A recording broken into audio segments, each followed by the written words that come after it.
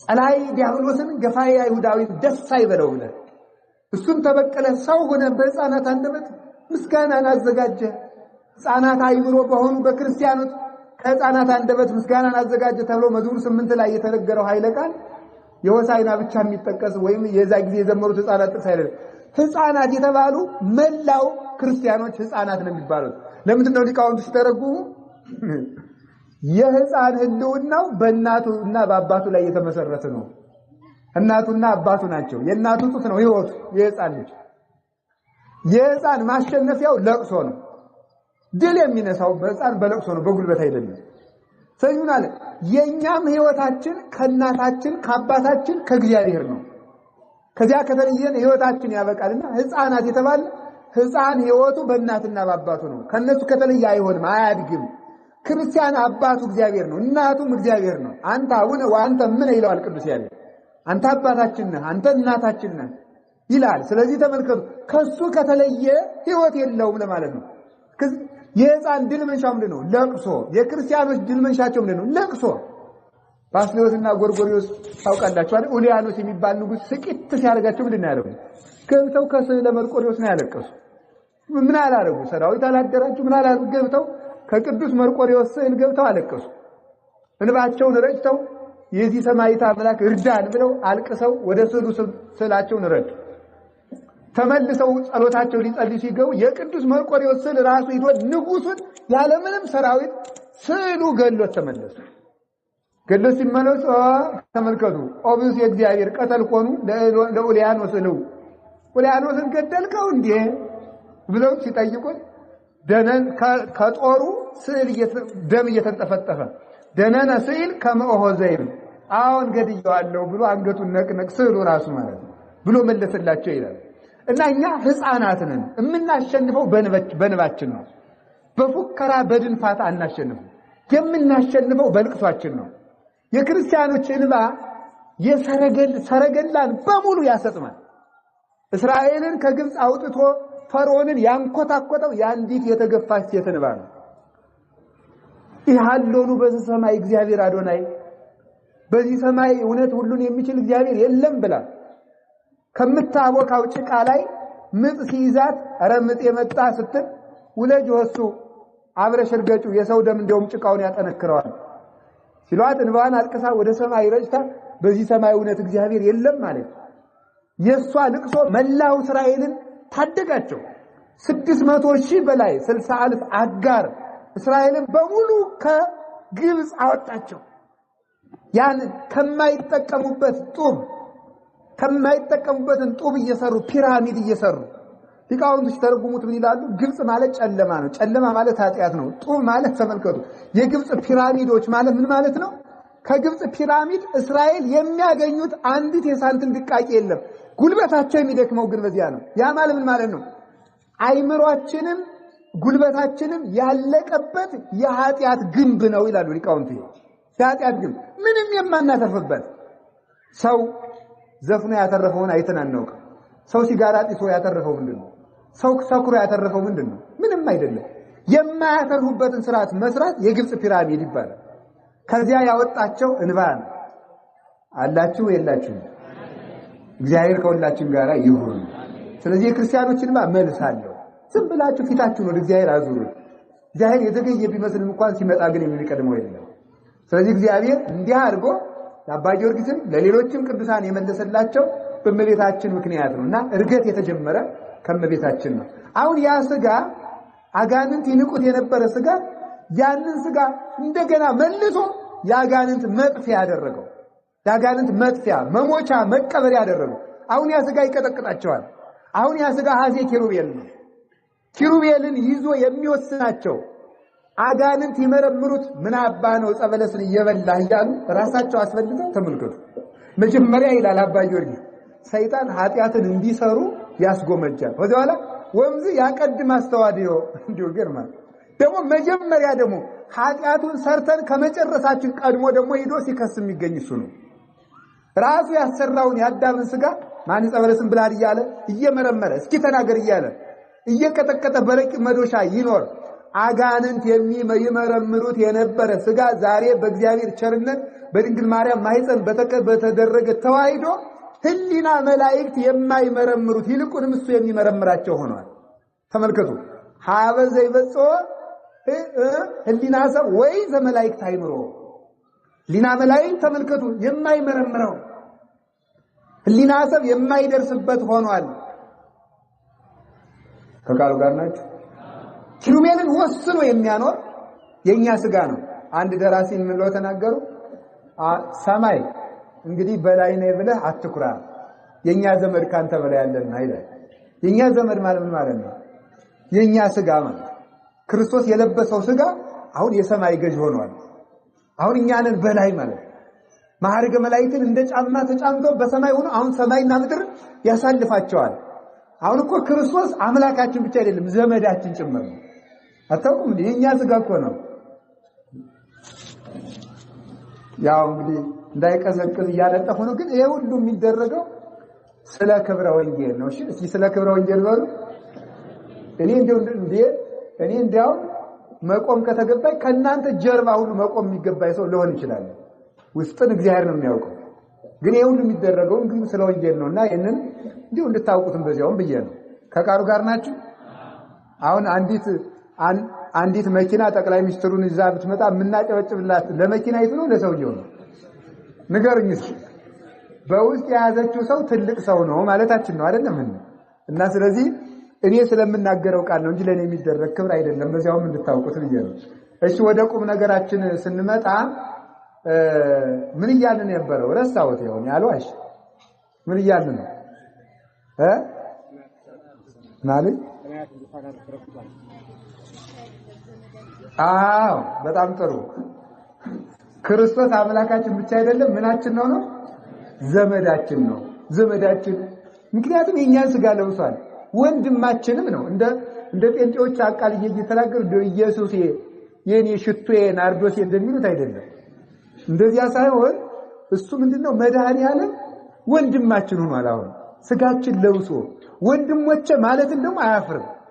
ይብቃል። ቅዱስ ጳውሎስ እንደተናገረ ይሄ እኮ አስደናቂ ምስጢር ነው እኮ። ወንድም ማረግ ከፈለገ እኮ ሚካኤልን ባረገ ወይ ቅዱስ ገብርኤልን ባረገ የማንረባውን ወንድሞቹ ነው ያደረገ እስከዚህ ድረስ። ስለዚህ ምንድነው በመከራ ከመሰለ ወንድሞቹ ነን ደግሞ ማለት ነው። ስለዚህ ክርስቶስ አባታችን፣ ዘመዳችን፣ ወንድማችን እንደገና ደግሞ እናታችን በጥምቀት የወለደን ደግሞ መልሶ ደግሞ አምላካችን እንደ ጌትነቱ ደግሞ ማለት አባታችን ነው። እግዚእነ አምላክን እንለዋለን ደግሞ አባታችን እንለዋለን። ወንድማችንም ዘመዳችን የሚያዝንልንም ስለዚህ ነው። እንደውም አንድ ሰው ነበር እና ሥጋው ደግሞ ይቀበላል። ሁልጊዜ ኃጢአት ይሰራል ደግሞ ሥጋው ደግሞ ይቀበላል። ግን እንደዚህ እንዳታረጉ። እንደው ግን የሰውየው ነገር አስደንቆኝ ነው። እና ምን ያደርጋል? ሥጋው ደግሞ እየተቀበለ ታው በቅተህ ነው መቁረብ። እንደው ከና ኃጢአት ሲሉት እኔ ምን ጨነቀኝ፣ ሲወል ከገባው አብረን እንወርዳታለን እያለ ዝም ብሎ ሥጋው ደግሞ ይቀበል ነበር ይላል። ከማን ጋር ነው አብረው የሚወርዱ? ከጌታ ጋር ማለት ነው። አብረን እንወርዳታለን እያለ ሁልጊዜ ይቆርባል፣ ሁልጊዜ ይቆርባል፣ ሁልጊዜ ይቆርባል፣ ሁልጊዜ ይቆርባል። ኋላ ምንድን የተደረገ ሰውየው ሲሞት የሰውየ ሲሆን ነው ገነት የሚገባ ተብሎ ወደ እግዚአብሔር ሲቀርብ ሲኦል ከተቀበለቻችሁ ውሰዱት አለ ጌታ። ይኸው ሲሄዱ ይሄን ሰውየ አልቀበልም ማለት ተንቀጠቀጠች ሲሆን ማለት የአምላክ ሥጋ የአምላክ እንደሚተሸከመ ሰውነት ስለሆነ እግዚአብሔር ምን መሰላችሁ? መቼም እግዚአብሔር መግቦቱ አሰራሩ ድንቅ ነው። አሁን ኃጢአት እየሰራችሁ ሥጋው ደግሞ ተቀበሉ ብሎ አይደለም ይሄንን የጻፈልን። ምን ማለት ይመስላችኋል? ክርስቶስን መውደድ ከሁሉ ነገር በላይ ነው። እሱን ስለወደደው ስላመነው፣ ስለዚህ ምን ማለት ነው? ያንን ኃጢአቱን የተዘክረ ካበሳነ ዋና ይሰየከ ጌጋየነ በምሕረትከ ተዘከረነ እንበለ ምሕረትከ ሳልቦ ዘይድህን። ስለዚህ ተመልከቱ፣ ኃጢአትን ንቆለት ኃጢአቱን አቃሎ ከፍቅሩ የተነሳ ለመቁረብ የሚያደርጋትን የዕለት ዝግጅትም እንደ ስነ ምግባር ቆጥሮ እግዚአብሔር ይቅር ብሎት ነው። ያንን አድርጎ ደግሞ ካህኑ ይፍታ ሲለውም በካህኑ ይቅር እያለ እግዚአብሔር ከዚህ ያደረሰው ስለዚህ ነው። በእውነቱ ተመልከቱ፣ እኛ እንደ ሕፃናት ነን። አሁን ሕፃን ልጅ አሁን ወደ 2 ዓመት ቆሞ መሄድ ያልቻለ ልጅ አንድ ቀን ቆሞ ቢሄድና ጭቃ ኩቶ ቢመጣ እናቱ የምትደሰተው ጭቃ ነካው ሳይሆን ጭቃ ለማቡካት ደረሰልኝ ብላ ነው ደስ የሚላት ማለት ነው። ደረሰ ዲብላ ከነጭቃው ደስ ይላታል በእውነት ስማት አጥሯለች የኔን ሊቁ ምን አለ ከመበጽውር እቷነ ይላል በሰላምታው ሲናገር በጭቃ እንደሚጫወት ሰው ነኝ እኔ እንደዚያ ያለ እንደዚያ እንደ ሕፃን ቆጠርና ዝም ብለ ይቅር በለኝ ይላል እና ስለዚህ እግዚአብሔር እኛን እንደ ዘመዶቹ ቆጥረን ኦዛ አፍቀር ከተትናው ለጓለማያው እምንእበየው ለመላእክት ከቅዱሳን መላእክት ልልና ይልቅ የኛን ውድቀት እንዴት አርገ ብትወደው ነው እንዲህ አርገ ያከበርከን ስጋችንን ለመልበስ የመጣ የነዳይን ስጋ የተመልከቱ እስኪ ከዛሬ ከተማ ካሉት ባለጸጎች ነዳያን መንገድ ላይ የለበሱትን ድሪቶ ልበሱ ብንላቸው ይችላሉ ወይ እስኪ ይችላሉ ነገሩ ይላሉ ወይ አይሉም አሁን እዚህ ያሉትን አባቶች እኔንም ጨምሮ የተማሪ ደበሎ ለብሳችሁ ስበኩ ብንባል ይችላል አንልም እሱ ድሮ ቀረ ነው የሚባለው አይደል የታያውን በቃኝ አሁን መምህር መርጌታውኝ ያለው ካህኑኝ ያለው አባውኝ ያለው ሰነ ስርዓት ያዝ የድሮ ቁልጫ ይበቃኛል ምን እንሻንልም ማለት ግን አሁን ተመልከቱ ክርስቶስ ግን የነዳይ ስጋ ለብሶ ነው የመጣው የኛን አካል ለብሶ መጣ ይሄ ለሱኮ ባለጸጋ የደሃ ልብስ ከሚለብሰው በታች ዝቅ ያለ ነው ለሱ ለአምላክ ክብር ሲነገር እና ክርስቶስ ራሱ እንዳደረገ የተባለ ሀብታምነቱ በድህነት ተለውጦ ነው ይሉና እነ ቅዱስ ጎርጎርዮስ ሲተረጉ የለም ደሃ ስጋን ከመልበስ በላይ ምን ደሃ መሆን አለ ያንን ለብሶ መታየት ለሱ በጣም የመጨረሻ ትግስት የመጨረሻ ፍቅር የመጨረሻ ኃይል የመጨረሻ መውደድ እንዴ የመጨረሻ ትህትና ነው እንዲያውም ቅዱስ ቄርሎስ ታገሰ ለተጸንሶ አሁን ተጸንሶ ማደር ራሱ ለአምላክ ትግስት ነው በ15 ዓመት ብላቴና ማህፀን ውስጥ ሰማይና ምድርን በእጁ ያዘ መኑ ዘሰፈሮ ለቀላይ በስዝሩ ባይርን በፍኙ የሚሰፍር ጌታ በአንዲት ብላቴና ማህፀን ውስጥ 9 ወር ኖረ የትግስት ነው እንዴት ይቻላል ሰፊ ቤት የለመደ አለያ አልሰማችሁም አሁን ደግሞ ምሳሌ ቀለል ያለ ምሳሌ ላምጣ ላይመጥን ይችላል እናንተ አሁን ሰፊ ፎቅ ያላችሁ ወይም ሰፊ ትልቅ ቤት ያላችሁ ሰዎች ቤቱን ለማደስ ፈልጋችሁ እንዴ ዝም ብሎ በአራት ዶርም ውስጥ ቆዩ ብትባል እኔ ተጨናንቄ ልሞተው ለጎረቤት ስታወራ ሴት ቤት ሰፊ ቤት ለምጄ ይገርምሻል እንደው አይኑሬው ተጨናነቀ እቃው ሁሉ ተሰብስቦ ሊበላ ይደርሷል አትሉ እንደዚህ እኮ ነው የሚለው ሰው ማለት ነው በዚህ ለመሰንበት ማለት ይሄ እኛ በርግጥ ስለሚጠበን አቅምም ስለሚያንሰን ስለምንጨናነቅ ነው ግን ለእግዚአብሔር ከዚህ በባለጠ ሁኔታ አይመጥነውም በእኛ ስጋ ማደር አይመጥነውም ቸርነቱ ግን እንዲህ ያደርገዋል ማለት እስመቅን የትከ ወምልክናከ ይረሰየትከ ከመትሳል ላይ ለኩሉ ፍጥረት ቸርነትህ ምሕረት ብቻ ሰውን ይቅር እንድትል ከሰው ጋር እንድታድር ያደርጋል እግዚአብሔር ተመልከቱ በሰማያት በላይ የራቀና የመጠቀ ልዑል ምጡቅ ረቂቅ አምላክ ነው ይልና ቅዱስ ጳውሎስ ሲናገር ግብረ ሐዋርያት ምዕራፍ 17 ላይ ግን ቸርነቱ ከፍጥረት እንዳይርቅ ያደርገዋል ምናልባትም የሚፈልጉት ያገኙት ዘንድ ከፍጥረቱ የራቀ አይደለም ባለጸጋ ነው ከደዎች ጋር አለ ማንንም ነፃ የማያወጣው ነፃ ነው ከታሰሩት ሰዎች ጋር በእስር ቤት ውስጥ አለ እሱ ርስት ነው ከስደተኞች ጋር አለ እሱ ህብስት ነው ከተራቡት ጋር አለ እሱ ዳኛ ነው ከተገፉት ጋር አለ ከተወሰኑት ጋር ሁሉ አለ ዕውቀት ከጎደለባቸው ሰዎች ጋር ሁሉ አለ ከተናቁት ሰዎች ጋር አለ ከፓትርያርኩ ጋር ያለውን ያህል ከአንዲት ተራ ምዕመን ጋር አለ ይሄ ደስ አይላችሁ በጣም ነው እኮ ደስ የሚለው ከሊቀ ጳጳሱ ጋር ያለው እግዚአብሔር እኩል ከኔ ጋር አለ በቸርነቱ ይሄ ደስ ይለኛል ወለዱ ትልልቅ ሰዎችና እኛ በቤት ተለያይተን በእግዚአብሔር ግን አንድ ነን ይሄ ደስ ይለኛል ወለዱ ማለት በቤት የተለያየን ትልልቅ ሰዎች ላይ በቃ ትልልቅ ሰዎች ነገስታት ሊሆኑ ይችላሉ እነሱ እግዚአብሔር ግን እኩል ከኛ ጋር አለ ደግሞ በቅድስና ከበለጣችሁ ደግሞ ከናንተ ቅዳሴ ሲቀደስ ልንገራችሁ እሺ ልንገራችሁ ችግር የለም ቅዳሴ ሲቀደስ ካህናቱ ቅዳሴ ገብተው ትርጓሜ ላይ ስለሚሰማ ለምን እንሸሸዋለን መንገር ነው እንጂ ቅዳሴ ሲቀደስ ካህናቱ ሳይገባቸው የቀደሱ ከሆነ ካህናቱ የተቀበሉትን ስጋው ደግሞ መልአከ እግዚአብሔር በጉጠት ቀምቶ ለሕዝቡ ያቀብላቸዋል ይላል ሳይገባቸው ቂም ይዘው የሚቀድሱ ከሆነ ወይም እንዲያ ከሆነ እነሱ የተቀበሉ ይመስላቸዋል ካህናቱ ግን ቀምቶ ከሕዝቡ የተዘጋጀ ሰው ካለ የሚያርጋል ይላል ለሕዝቡ ያቀብላቸዋል ህዝቡ ደግሞ ሳይገባቸው ከተቀበሉ ደግሞ የህዝቡን ቀምቶ ለካህናቱ ይጨምርላቸዋል። ከካህናቱ ለበቁት ከሁሉም አንድ የበቃ ከተዘጋጀ የሁሉን ቀምቶ ለዚያ ይጨምርለታል። እንደው ከህዝቡም ከካህናቱም ሳይገባው የቆረበ ካለ የሁሉንም ቀምቶ በረሃ ለወደቁ ባይታውያን ያቀብላቸዋል። ዚያ ያቀብላቸዋል ማለት አላችሁን? እግዚአብሔር ከዚህ ይሰውራል። ኃጢአት በየቀኑ የሚጨምር ሰው እግዚአብሔርን ያውከዋል ይላል። ወሆኩ ኃጥእ ለእግዚአብሔር ኃጢአተኛ ሰው እግዚአብሔርን አወከው እንዳይምረው ኃጢአተኛ በደለኛ ነው። እንዳይቀስፈው ደግሞ አንዳንድ ጠብጠብ የሚል ነገር ይሰራል። ኃጢአተኛ እግዚአብሔርን አስቸገረው አጓጉል ከጽድቁም ከኃጢአቱም እያዋጣ እየሰራ ማለት እንዴት ይሻለዋል? አንድ ኃጢአተኛ ሰው እግዚአብሔርን አነሳሳው እንደ ክፉ ሴት ይላሉ አባቶቻችን። ይቅርታ አድርጉልኝ እሺ እህቶቻችን። ምክንያቱም ደግሞ እናንተ ክፉ አይደላችሁ በዚህ ያላችሁ አይደለም ክፉዎች እናያል። እንደ ክፉ ሴት ካለ ደጎችን አይደለም ማለት ነው። ደግሞ ከተቆጣችሁ ክፉ ናችሁ ማለት ነው። ወደ አሳቡ ስንሄድ ክፉ ሴት ምን ታረጋለች?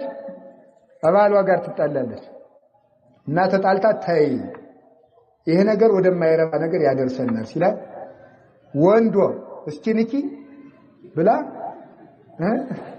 ወጥ የምታማስልበትን ወጥ እንጨት ትሰጠዋለች። ንኪ የኛ ወንድነትሽ ለኔ ነው አይደል ትላለች ማለት ይቺ ምን ትባላለች? ደረቅ ሴት ትባላለች። ደረቅ እንደው ኋላ ደግሞ ለመጮህ እኮ ነው አቅም እንዳለው ሰው ማለት ነው አይደል? ይሄ ነውር ነው። እና ተመልከቱ ምን ማለት መሰለች? ክፉ ሰው ኃጢአት እየሰራ ንስሐ የማይገባ ሰው እግዚአብሔርን እባክህ ስሞትን ልቀሰፈኝ ብሎ የመቅሰፍት በትር ያቀብለዋል። እባክህ ቅሰፈኝ ማለት እኮ እባክህ ቅሰፈኝ ተነግሮ አለመስማትና ንስሐ አለመግባት እንደዚህ ያለ ነው። እና ኃጢአተኛ ሰው እግዚአብሔር እንዲህ አድርጎ ያነሳሳዋል። እነዚህ እግዚአብሔር ጠላቶች ይባላል። በገዛ ራሳቸውን ጠላት የሚያደርጉ እነዚህን የሚገዛባቸው የእግዚአብሔር እግሮች የተባሉት ምን ናቸው? ካህናት፣ መላእክት፣ ረድኤተ እግዚአብሔርና ክርስቲያኖች፣ መስቀል። እነዚህ የእግዚአብሔር እግሮች ይባላሉ። ንገሩኝ እስኪ የእግዚአብሔር እግሮች የተባሉ ለማን ናቸው? ካህናት በሉ እሺ፣ መላእክት በሉ እንጂ፣ ረድኤተ እግዚአብሔር፣ መስቀል፣ እንደገና ክርስቲያኖች በሉ እንጂ። እነዚህ የማን እግሮች ናቸው? የእግዚአብሔር እግሮች ናቸው። በእነዚህ ሰው በእግሩ ምን ያደርጋል? በእግሩ ምን ያደርጋል? እባብ ይረግጣል፣ ጊንጥ ይረግጣል፣ አውሬ ይረግጣል፣ እሾህ ይረግጣል በእግሩ ማለት ነው። እኛ ደግሞ የክርስቶስ እግሮች ስለሆን በእኛ አጋንንት ምን ያረግጫዋል? ክርስቶስ ይረግጣቸዋል። ዘወሀብከነ ስልጣነ ከመ ንኪብ ከይሴ ወአቃርብተ ወዲበ ኩሉ ኃይለ ጸላኢ። በጊንጡና በእባቡ ላይ እንረግጥ ዘንድ ስልጣን የሰጠህን ጊንጡንና እባቡን ይረግጡ ዘንድ ስልጣን ሰጣቸው። ዛቲ ታምር ትተልወሙ ለለ ያአምኑ በስሜ የሚያምኑትን ይህች ምልክት ትከተላቸዋለች። መርዝ ይጠጣሉ አይጎዳቸውም፣ እባብ ይይዛሉ አይነድፋቸውም የተባለ አጋንንትን ድል የምንነሳቸው በካህናት ስልጣን፣ በመላእክት ረዳትነት፣ በእግዚአብሔር ቸርነት፣ በመስቀሉ ረድኤት፣ በእኛ ደግሞ ዝግጁነትና ንጽህና አጋንንትን እንረግጣቸዋለን። አጋንንትን ስንረግጣቸው ደግሞ በሰዎች ላይ አጋንንት አድረውባቸው የሚገሉን የሚያጠፉ ሰዎች ደግሞ ያርፋሉ። አጋንንት ስንረግጣቸው ሰው የሚያስገድል እኮ ጋር አንድ ጊዜ ቅዱስ ጳውሎስ ሰዎች እያሳደዱት ቅዱስ ጳውሎስ አንድ ሁለት ጊዜ ፈርቷል ይባላል። እና አንድ ቀን ፈርቶ ያው ሰው ስለሆነ ፈርቷል። ዋላ ደግሞ ያው እግዚአብሔር ደግሞ በቸርነቱ ሩጫውን አስጨርሶታል። ዋላ አንድ ቀን ፈርቶ ቅዱስ ጳውሎስ አንድ ዋሻ ውስጥ ቁጭ አለ። ምክንያቱም በዚያ አካባቢ ያሉ ሰዎች ደግሞ ሊገሉት ደግሞ ከመግደል አልፈው ደግሞ ገለው ሊበሉት ሁሉ ይፈልጋሉ። ኋላ እዚያ ቁጭ ብሎ እዚያ ዋሻ እንዳይቀመጥ ረሃቡ ሊፈጀው ሊገለው እንዳይወጣ ደግሞ ሰዎቹ ሊገሉት። ኋላ እመቤታችንን እውነት ግን በልጅሽና በአንቺ ስም ወንጌል እየሰበኩ በራብ ብሞት ጥሩ ነው አለ። እንዴት ነው ምግብ የሰው ወንጌል እዞ ፈርቶ ይሆናል እንዴ? ውጣ አለች። ውጣና ስበክ አለች። ይገሉኛል። ሞት ተፈርቶ የክርስቶስን መስቀል ተሸክሞ አይሆንም። ውጣና ስበክ አለች። እዚያ በኋላ ምን አደርጋለሁ ብሎ ወጣ። ወጥቶ ሲሄድ መንገድ ላይ ሰዎቹ በጀልባ መጡበት ሊገሉት ማለት ቅዱስ ጳውሎስን አገኘውም ብለው። ኋላ ምን ያለው እመቤታችን ምን አለችው? ሰማይና ምድርን በፈጠረ በጌታዬ በኢየሱስ ክርስቶስ ስም አምላክን በወለደች በእመቤታችን በቅድስት ድንግል ማርያም ረድኤትና ምልጃ እያልክ ውሃውን በፍኝ እየቀዳ ርጨው ወደ እነሱ ጀልባ አለችው። እሱም ጀልባ ላይ እሷም ጀልባ ላይ እነሱም ጀልባ ላይ እሱም ጀልባ ላይ ያነቁት ማለት ነው። ርጫቸው ስትረጨው የክርስቶስ አገልጋይ ጳውሎስ ሆይ ያንተ ረድኤት ትድረሰን በአምላክ ስም አጥምቀን አሉት። ሊገሉት የመጡት ማለት ነው። በበላያቸው ላይ ያለውን ጋኔን ሲያርቀው ሊገሉት የመጡት ለክርስቶስ የሚሞቱ ለመሆን በቁ ማለት ነው። ሰዎች ላይ ያደረው አጋንንት ሰዎችን ደም የሚያስፈስሳቸው አጋንንት እንዲርቅ እኛ የንጽህና ዝግጁነት የንስሐ ዝግጁነት መቁረብ ከቤተ ክርስቲያን ጋር የመዋሃድ ጸሎት ያለማቋረጥ ከሰዎች ጋር የመታረቅ የተዘጋጀ ሕሊና ካለን ነፍሰ ገዳዮቻችንን ስለመግደል ከማሰብ በነፍሰ ገዳዮቻችን ላይ ያለውን ጋኔን ስለመግደል መዘጋጀት አለብን። ያ ጋኔን ሲታሰር እኛም ደግሞ መገደላችን ይቆማል። ግን ሞተን ክብር የምንቀበልበት የሰማዕትነት ሞት ካለ ግን እንዘጋጅም ደግሞ ይመጣል። ስለዚህ እኛ እግዚአብሔርን የምንለምነው ከማይጠቅመን ሞት እንዲያድነን የሚጠቅመን ሞት ደግሞ እንዳይቀርብን ማለት ነው። ከሁለቱ እንዲጠብቀን መጸለይ ይገባል። ዝም ብሎ ሞት አለው ቢሉትም ደግሞ ጥቅም የለውም ሳይዘጋጁ ማለት ነው። ሩጫውን ያልጨረሰ ሰው ሞትን አይደፍርም። ሞትን መድፈር የሚችለው ተዘጋጅቶ የጨረሰ ሰው ነው። እኛ ደግሞ አልተዘጋጀንም። አባ መርቲያኖስ በቅድስና የኖረ ሰው ነው። የንጉሥ ልጅ ነውና በቤተ መንግስት ሽቱ እየተረበረበ ያደገ ልጅ ነውና ገዳም ሲኖር የሚገርማችሁ ሰሌን የሚነክርበትን ውሃ አይለውጠውም ነበር። ዓመት 2 ዓመት ያቆየዋል እየሸተተ። ለምንድን ነው እንደዚህ የምታረግ ሲባል በቤተ መንግስት እየተረበረብኩ ስለተቀበልኳቸው ሽቶዎች እግዚአብሔር ኃጢአቴን ይቅር እንዲለኝ ይሄን የሸተተ ውሃ ሸታለሁ አለ። እንዲህ እያደረገ ፍጹም የእግዚአብሔርን ቸርነት የሚያስብ ሰው ነበር። ከመነኮሳት ጋር ተሰብስቦ ሲኖር ዝም ይላል፣ አያወጋም ነበር። ለምንድን ነው አባታችን ንቀህን ነው ሲሉት አይደለም ንቄ ሳይሆን ከእግዚአብሔርም ከሰውም ጋር በአንድ ጊዜ መሆን ስለማይቻል ነው ይላቸው ነበር። እንዲህ ያለው ቅዱስ አባት በንጽህና በትህርምት የኖረው አባት ሲሞት ፈራ። ሞቱን ልሞት ነው ላርፍ ነው ብሎና አለቀሰ። እንዲህ አባታችን አንተ ሞትን ትፈራለህ እንዴ ሲሉት አላውቅልህም ቢለኝ ምን አመጣለሁ? የሰራሁትን ስራ የጸለይኩትን ጸሎት እንደኔ ሰርቻለሁ፣ እንደሱ ግን አይበቃም ቢለኝ ምን መልሳለኝ ብሏል። በእውነቱ ማለት ነው። እና ለኛ የጸደቅን ሊመስለን ይችላል። መፍራትም አለብን፣ ተስፋም ሊኖረንም ይገባል። ምክንያቱም የክርስቲያንን ለትልቅ ነገር ለትልቅ ክርስትና የሚያበቃው ሞትን ማሰብ ነው። ሞትን የሚያስብ ሰው ደግሞ ከበደል መላቀቅ ይቻለዋልና ማለት ነው። ስለዚህ ምን አደረገ? እኛ የእግዚአብሔር እግሮች ነን፣ አጋንንትን እንቀጠቅጣቸዋለን። በአጋንንት ላይ ስልጣን አለው። ማን ነው ያለው ካላችሁን፣ ካህናትም አላቸው፣ ምዕመኑም አለው። እየሰማችሁ ነው? አሁን አጋንንትን ማውጣት አጋንንትን ማሳደድ ለተወሰኑ ለአንድ 5 ሰዎች ብቻ ኢትዮጵያ ውስጥ የተሰጠች መስል ድረስ ደርሷል። ሰይጣንን የሚገዙት ሰይጣንን መግዛት ወለተ ማርያምም አለ ገብረ ማርያምም አለ። ሰይጣንን መግዛት ደግሞ ቁም ነገር ነው። ቁም ነገሩ ክርስቶስን መምሰል ነው። ክርስቶስን መምሰል በሉ ንገሩኝ እንጂ። ቆይ ጥያቄ፣ የንጉሥ ልጅ ምን ይባላል? ልዑል በሉ። የንጉሥ ልጅ ምን ትባላለች? ልዕልት በሉ እንጂ። እሺ፣ ከህዝቡ ከሰራዊቱ ከመኳንንቱ ከመሳፍንቱ የንጉሥን ልጅ የማያከብር ማን ነው? ንገሩኝ እንጂ። በአገሪቱ ካለው ከሚተዳደረው ህዝብ የንጉሥን ልጅ የማያከብር ይገኛል እንዴ? ይሄ የምድር ንጉሥ ነው። የንጉሠ ነገሥት የእግዚአብሔር ልጆች ክርስቲያኖችን የማይፈራ ሰይጣን አለ? የለም። ክርስቲያን መሆን ስላቃተን ብቻ ነው። ክርስቲያን መሆን ስላቃተን ብቻ ነው እንጂ ስጋው ደግሞ ከተቀበላችሁ ቤተ ክርስቲያን ተሳልማችሁ አስቀድሳችሁ ከኋላችሁ ንስሐ ከገባችሁ በመስቀሉ ፍጹም ታምኖ ኑራችሁ በስመ አብ ወወልድ ወመንፈስ ቅዱስ ብላችሁ ጋኔን ይርቅልኛል፣ አጋንንት በእኔ ላይ ስልጣን የላቸውም ካላችሁ ሰይጣን በእናንተ ላይ ስልጣን የለውም። ወዳችሁ ከተገዛችሁ ደግሞ ያንከራተታችኋል።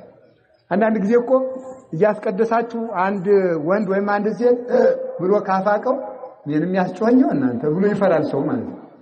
እንዲህ ሰይጣን ሊኖርብኝ ይችላል ለምንድን ነው የምትሉት? ሰይጣንን አለብኝ ማለት በራሱ ሰይጣን ሊኖርብኝ ያደርጋል ማለት። ሰይጣንን አለብኝ አትሉ የለብኝም ነው ማለት። በሉ አሁን የለብኝም በሉ ሁላችሁ። የለም ብሎ ላጋን ፈርማችሁ ሁሉ የምትሰጡት ራሳችሁ እኔ የክርስቶስ ነኝ ነው ማለት። እንዲያውም ቅዱስ ጳውሎስ እንዲህ ነው ያለ አዊነ ናስተበቋኩም በሳይሉ እግዚአብሔር ከመትበሉ ኩልክሙ ሀደቃ አለ። ወንድሞቻችሁ ሁላችሁም አንድ ቃል እንድትናገሩ እለምናችኋለሁ ይላል ቅዱስ ጳውሎስ። ሁላችሁም አንድ ቃል እንድትናገሩ እለምናችኋለሁ። ሶስተኛ ሁላችሁም አንድ ቃል እንድትናገሩ እለምናችኋለሁ። ምን አለ? አነ ዘክርስቶስ ይባላል ያ ቃል። እስኪ በሉ አነ ዘክርስቶስ በሉ። ድገሙት። ሶስተኛ አነ በሉ እስቲ ዘክርስቶስ ምን ማለት ነው? እኔ የክርስቶስ ነኝ ማለት ነው። እስኪ በሉ ሁላችሁ ጨምሩ። ሶስተኛ እንደዚህ ነው ማለት ያለው። ስትተኙ ስትወጡ የፈለገ ኃጢአትም ስሩ ሲሆን አትስሩ። እየሰራችሁም ቢሆን ግን የክርስቶስ ነው ይበሉ። ግድ የላችሁ እየሰራችሁ እየወደቃችሁም ቢሆን የክርስቶስ ነው ይበሉ እንጂ የጋኔን ነኝ አትበሉ። የክርስቶስ ነኝ ማለት ስትጀምሩ ስጋችሁም የክርስቶስን ሥራ መስራት ይጀምራል። ክርስቶስም ይረዳችኋል። ትቶኛል አሃዊነ ኢንፈቅር ትኩኑ አብዳነ በእንተ መንፈስ ቅዱስ። ወንድሞቻችን ቆሮንቶስ 12 ላይ አንደኛ ቆሮንቶስ 12 ላይ ቅዱስ ጳውሎስ ይናገራል። ወንድሞቻችን ስለ መንፈስ ቅዱስ ሞኞች እንድትሆኑ አንፈቅድም። ስለ መንፈስ ቅዱስ ሞኞች አትሆኑ ማለት ምን ማለት ነው? መንፈስ ቅዱስ በእናንተ አድሮ እያለ ግን በእናንተ ላይ ታምር ሲሰራ ስላላያችሁት መንፈስ ቅዱስ ተለይቶኛል አትበሉ ይላል። የለመናችሁት ጥያቄ ስላልተመለሰላችሁ እኔ መንፈስ ቅዱስ ከኔ ጋር የለም አትበሉ። እግዚአብሔር ርቆኛል ማለት እግዚአብሔርን ያርቃል አላችሁ። አንድ ሰውዬ ነበር። መንፈስ ቅዱስ በምን ተመስሏል? በመጽሐፍ ቅዱስ በርግብ ተመስሏል። በምን? ርግብ አንድ ጠባይ አላት። ጠባይዋ ምንድነው? ጎጆዋን ቢያፈርሱባት ይቅርታ ጫጩቶቿን ቢገሉባት ጎጆዋን ካላፈረሱባት አትጥለው አትሄድም። የዋህና ጫጩቶቿ ሙተውም የትገኛለች ጎጆዋ። ጎጆው ከፈረሰ ግን አትኖርም። መንፈስ ቅዱስ በርግብ አምሳል የጥምቀት ዕለት የወረደው የፈለገ ኃጢአት ቢሰሩ ግንቡን ማፍረስ ማለት ግን መካድ ነው። የፈለገ ኃጢአት ቢሰሩ ካልካዱት ጨርሶ አይርቅም ይላል። ካልካዱት ምን አይደለም አልኳችሁ? ጨርሶ አይርቅም። ራቅ ብሎ ይጠብቀናል። ግን አብሮን ግን አይሆንም። ራቅ ብሎ በዚህ ይጠብቀናል ማለት ነው። ራቅ ብሎ ይጠብቀናል። ስለዚህ ተለይቶኛል አንበል። አሁንም ደግሜ እላለሁ ማሰብ የምችለው ነፃ የሚያወጣን በክርስቶስ ስናስብ ነው። እስኪ በክርስቶስ ስናስብ ነው በሉ ንገሩኝ እንጂ ጨምሩ። በማን ስናስብ? በክርስቶስ ስናስብ። ያ ማለት ምን ማለት ነው? ሕግን በፍትህ ማስከበር ይቻላል። ዘረኛ መሆን ግን አይቻልም። ዘረኛ ማለት ምን ማለት ነው? እኛ መኖር የምንችለው ሌላው እስከጠፋ ድረስ ነው ብሎ ማሰብ ማለት ነው። ይህ ዘረኝነት ይባላል ማለት ነው። ይህ ከህሊናችን እስካልጠፋ ድረስ ክፉ ሰዎች እንዲስተካከሉ እግዚአብሔር ልብ ይስጣቸው። ካልተስተካከሉም ደግሞ በፍትህም ቢሆን ተሟግተን ሕግ መከበር አለበት ብሎ ማሰብና እነገሌ ካልጠፉ አገር ሰላም አትሆንም ብሎ ማሰብ ግን ልዩነት አለው። ይሄንን ከልባችን ይሄ ክፉ ዘር መነቀል አለበት። ይሄ ክፉ ሾህ መነቀል አለበት። ይሄንን ነቅረን ለሕግም ለፍትህም በዳኛ መሟገት ኃጢአት አይደለም። ተከራክሮ ሕግን ማስከበር ነውር የለውም።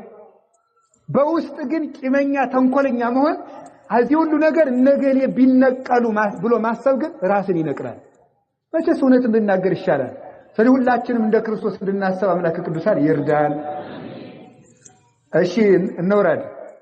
እንግዲህ መሀል ላይ ያሉትን ርዕሶች ስለሚረፍድብን ልዘላቸው ነው። በቃ ምስሌከ ቀዳማዊን ልዘለው ነው። በጣም ወደ 7 ወደ 8 ትርጉም ስላለው በቃ ዘልዬ ታች ብቻ ለወርድና በ20 ደቂቃ ውስጥ ወይም በ15 ደቂቃ ትምህርቴን ጨርሼ ትሄዳላችሁ። ወደ ታችኛው ስንወርድ ታች ብዬ እንውረድና እንግዲህ ክርስቶስ እንዲህ ብሎ ሰው ሆኗ ብያቸዋለሁ። እኛን እግር አድርጎናል። አሁን እንግዲህ ከዚህ በኋላ እናንተ የማን እግር ናችሁ? አቤት የክርስቶስ እግር ወደ ሌብነት ይሮጣል? ተናገሩ እንጂ የክርስቶስ እግር ወደ ጭፈራ ቤት ይሮጣል? የክርስቶስ እግር ወደ ጫት ቤት ይሮጣል? የክርስቶስ እግር ወደ ስካር ቤት ይሮጣል? ደም ለማፍሰስ ይሮጣል? ለመቀማት ይሮጣል?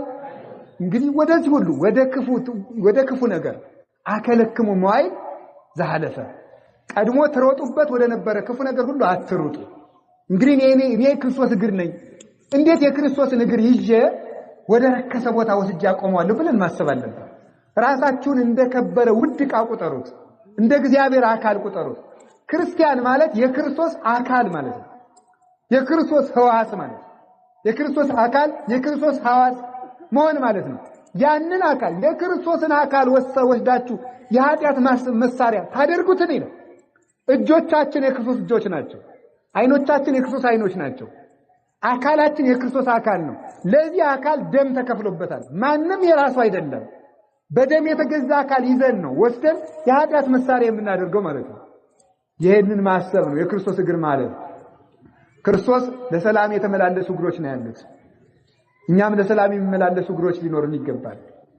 የክርስቶስ እግር በጽድቅ ተከሰው በዳኛ ፊት የቆሙ እግሮች ነው ያሉት። በኃጢአት የሚከሰሱ እግሮች የሉትም። ያም በኃጢአት ተከሰን የምንቆም መሆን የለብንም። ከተከሰስ መከሰሻችን መልካምነት ይሁን። መልካምነት ያስከስሰን፣ ክርስቲያንነት ያስከስሰን፣ ደግነት ያስከስሰን። ያስከስሰን ይችላል። ያ ደግሞ ወጽድቅኒ ታግዕዘክሙ ሰው ኃጢአት ሳያስከስሰው ጽድቅ ካስከሰሰው ጽድቅ ደግሞ ነፃ ታወጣዋለች። ወጽድቅኒ ታግዕዘክሙ እውነት ነፃ ታወጣችኋለች። ስለዚህ እውነት ነፃ ታወጣችኋለች። እስኪ በሉ እውነት በሉ። እሺ እውነት ነፃ ያወጣናል። እውነተኛ መሆን ይገባናል። እግሮቻችን ቤተክርስቲያን ውስጥ መዋል አለባቸው፣ መገኘት አለባቸው። ሐሳር ወቅጥቃጤ ውስጥ ተፍኖቶም በሊ እገሪሆሙ ለከይ ወደም እግሮቻቸው ደም ለማፍሰስ ፈጣኖች ናቸው፣ መንገዳቸው ጎጻጉጽ ነው ያለ ሰንከልካላና የተንኮል የተደበቀ ምክር ወያረስ ምክረ መካሪያን የመካሪዎችን ምክር ምን ይላል? አቤም ውእቱ ዘያረስ ምክረ መካሪያን ኤጲፋኒዎስ በቅዳሴ ሲናገር የመካሪዎችን ምክር የሚያስረሳ እግዚአብሔር ነው። ተባ ውእቱ ዘያደቅቅ መዝራዕተ ኃጥአን የኃጢአተኞችን ክንድ የሚሰባብር እሱ ኃያል ብርቱ ነው እግዚአብሔር። ዘመን ይገላበጥ ይሆናል፣ ጊዜ ይዘገይ ይሆናል እንጂ ማናችሁም ተደብቃችሁ ለሰው ተንኮል የመከራችሁት በስልጣንም ውስጥ ሁኑ በሀብትም ውስጥ ሁኑ ተደብቃችሁ ለሰው ጥፋት የመከራችሁት ነገር ነገ እናንተን አጥምዶ እንደሚጠላችሁ እናውቀዋለን። ይህ ይታወቃል። በእንደዚህ ያለ በክፉ ሰዎች ክፉ ምክር ግን ለኃጢአተኞች መቅሰፍት ይሆንባቸዋል፣ ደጋጎች ደግሞ ሰማዕትነት ይቀበሉበታል።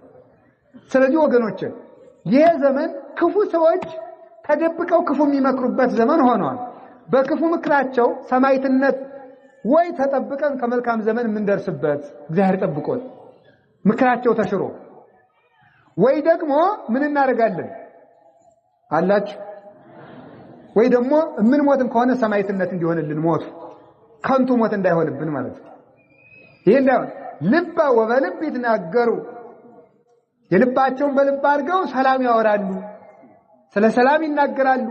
ይሴረውን እግዚአብሔር ለከናፍረ ይሉት እግዚአብሔር የሽንገላ አንደበቶችን ይነቅላቸዋል። ህምዛሩ የምርታይ ተከናፍሪ ሆም አይደል? የባብ መርዝ ከልቡናቸው የዲያብሎስ ተንኮል ይዘው ሰላምን ብቻ እየተናገሩ የሚያጠፉ ሰዎች እነዚህን ከንፈሮች እግዚአብሔር ይነቅላቸዋል። የሚቀረው ጊዜ ብቻ ነው። ለዚህ ሁሉ የሚያስፈልገን የእግዚአብሔር አካል መሆን ነው። በዚህ ጊዜ የተንኮለኛ ሰዎች አካል አትሁኑ፣ የክፉ መካሪዎች አካል አትሁኑ። የእግዚአብሔር አካል የሆነ ሰው በዚህ ዘመን ይሻገራል። የእግዚአብሔር አካል በሉ እንጂ ምን አላችሁ? የእግዚአብሔር አካል የእግዚአብሔር አካል የሆነ ሰው ራሱም እንዲኖር ሕግን ፍትህን ተከትሎ ይሄዳል፣ ሌሎችም እንዲኖሩ ደግሞ ይፈቅዳል። የእግዚአብሔር የሆነ ሰው ማንኛውም ሰው በምድር ላይ እንዲኖር ይፈቅዳል። እግዚአብሔር በምድር ላይ ሰይጣን እንዲኖር አልፈቀደለትም? ንገሩኝ እንጂ። አዎ ሰይጣን እንዲኖር በተፈቀደለት ምድር ላይ ሌላ ሰው እንዳይኖር አንፈቅድም አንልም። ብንል እንኳን ሰይጣን እንሆናለን ማለት ነው። ስለዚህ ከእንዲህ ያለ ጥበብ ነፃ ያወጣል እግዚአብሔር። በየወር ነው በመጨረሻው በጽርሐ አርያም አለ። በጽርሐ አርያም ነው ያለው። አሁን መጨረሻ ላይ ተመልከቱ መጨረሻ ላይ ሰው የት ይኖራል ሲባል ክርስቶስ ካለበት ሲበል ክርስቶስ ካለበት ነው አሁን እኮ አንድ ሰው የዓለም አቀፍ ዲፕሎማቶች አልጋ ከያዙበት ሆቴል እኮ አልጋ መያዝ ላይፈቀድለት ይችላል በእውነቱ ማን በልበል ወደዚህ አይደል ተብሎ ይተበቃል እነሱ በሚያልፉበት መንገድ ነው አሁን አዲስ አበባ ሲሄድ ያለው ብዙ ጊዜ ለጉባኤ ለትምህርት ሲሄድ የአፍሪካ መሪዎች ወይም ሌሎች ዓለም አቀፍ መሪዎች ሲመጡ መንገድ ይከለከላል ይለወጣል ወደዛ ይላል እነሱ ባለፉበት ማለፍ አይቻልም እግዚአብሔር የተመሰገነው ክርስቶስ በሄደበት ግን መሄድ እንችላለን ክርስቶስ ባለፈበት መሄድ እንችላለን እነሱ ከሚገቡበት አዳራሽ ስላልተሾምን መግባት አንችልም ህግ ነው ጥሩ ነው ክርስቶስ ከገባበት ግን እንገባለን እግዚአብሔር የተመሰገነ ይሁን ስለዚህ ተመልከቱ እኔ ካለውበት ተመልከቱ እመጽ ዳግመ ወይነሳክሙ ከመተሐሉ አንተሙኒ ሀባሃሉ አነ መጥቼ አይዟችሁ መጥቼ እናንተም እኔ ካለውበት እንድትኖሩ ወስዳችኋለሁ ብሎናል እንግዲህ እሱ ካለበት እንገባለን በዚህ ዓለም ላይሳካላችሁ ቤትም ላይኖራችሁ ሰዎች መኖሪያ ሊያሳጣችሁ ይችላል ደስ ይበላችሁ ግን ክርስቶስ ካለበት እንገባለን ክርስቶስ ካለበት ይደለ መግባት ያልቃል ወስብሐት ለእግዚአብሔር